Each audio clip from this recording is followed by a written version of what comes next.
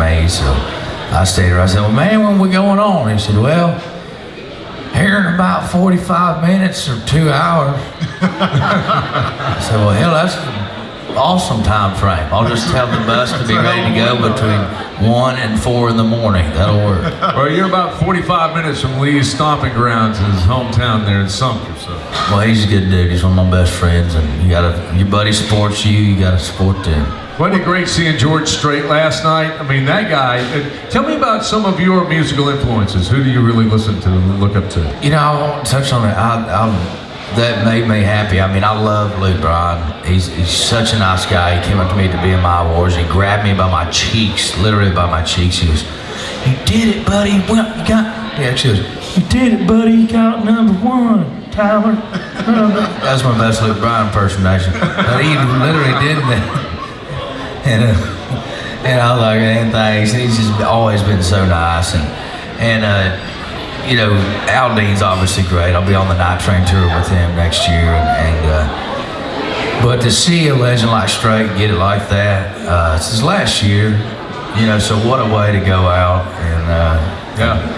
it's awesome. My influences, obviously, when I was 16, when I was 15, actually, my mom married George Jones, guitar player.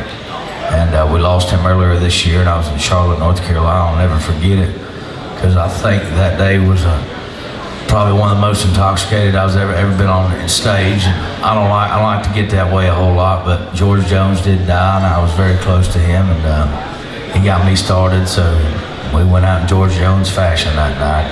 I think we sang about 6 covers, but I went on the road with him, and he opened up the doors for me to really dig back into old school country, and Vern Gosdin and Conway Twitty and you know, guys like that, Vince Gill and Shenandoah, and that's what I listen to when I'm in my truck. I mixed up a little bit, but you know, country music, everybody's, I don't know if I got asked 10 times last night, I got asked a million.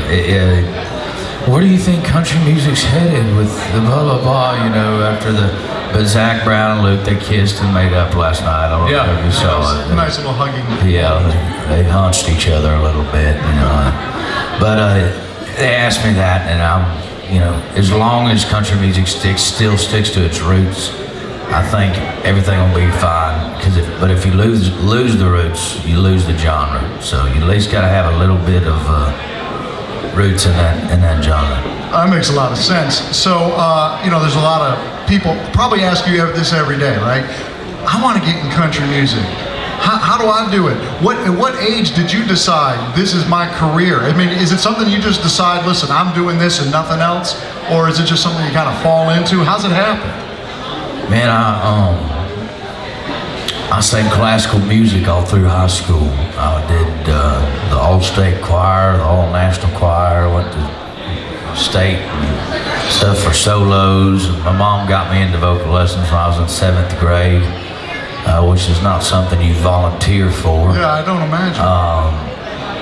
Yeah, and you volunteer for football. I was going to say. Vocal lessons and going and hanging with women.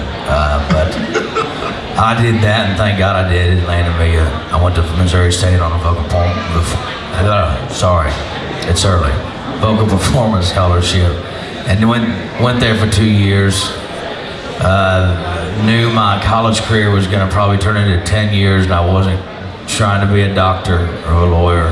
I got tired of wasting my parents' money, and said, hey, I'm going to shoot for this thing in Nashville. And that was after being on the road with George Jones that summer and seeing him sing all these songs.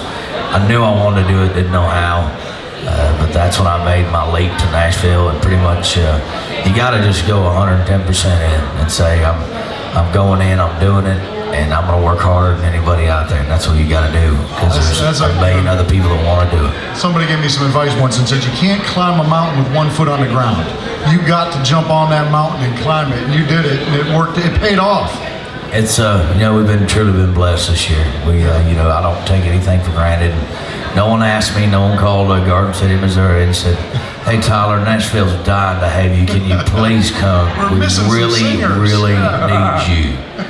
They did it. I volunteered. I knew what I was getting to. I knew it was going to be a lot of late nights, a lot of early mornings, and that's what it is. And you get up and keep doing it because you love it. Now, I truly love it. I would like to go out and shoot a deer or something soon, but if not, then I'll do that when I get older. It's not a bad way to make a living going around the country singing songs. I ain't complaining one bit. I know you're not. Are we getting excited about the show? January 25th, right? Colonial Life Arena, Jason Aldean, Florida Georgia Line. Between now and then, you're going to be hearing a lot of music on the radio. You'll be learning more about him because as he does interviews now, the Wikipedia page is going to start to fill up. And all those country music magazines are going to be talking about young artists like this guy who's starting to really make a mark for himself. Hey, we'll play a little bit. I want to play, what was the song we want to play? I want to give you another taste of a little bit of music. Drinking? Yeah. And this one I wrote with my tour manager who was on the bus headed to Florence for the show tonight. So running behind, but I wrote this with him and Jared McCoy in my house on my back porch, right underneath my bug zapper one night. Well, we'll just play the thing for you. Just play the song.